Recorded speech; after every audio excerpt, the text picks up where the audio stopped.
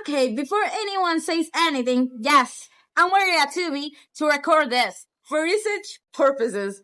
But today we're talking about something very Dominican.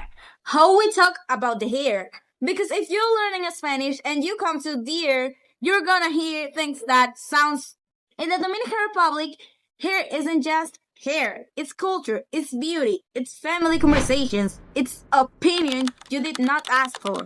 You don't just wake up and desist. People comment on your hair immediately. ¿Te lavaste el pelo?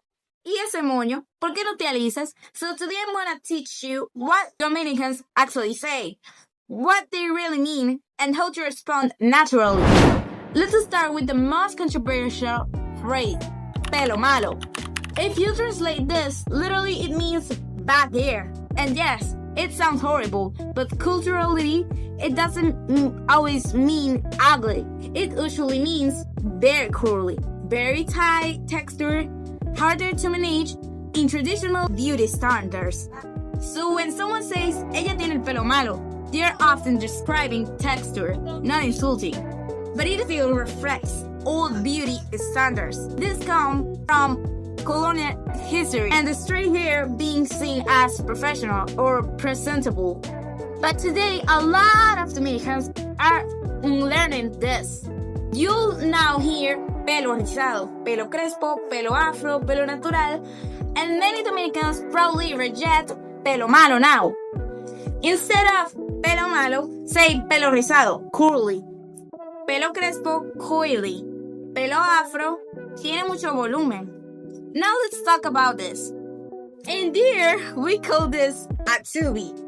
We wear it to protect our hair, to sleep, to keep the sides neat. After washing, we don't feel like dealing with our hair. And yes, Dominicans wear this at home, in the colmado, outside, on FaceTime, sometimes even in public. Ponte el tubi, no te quita el tubi todavía. ¿Te secaste el pelo? ¿Vas a salir así? Alisado. In the hair in Spanish, straight hair is usually called pelo lacio, pelo liso, or people say me hizo un secado.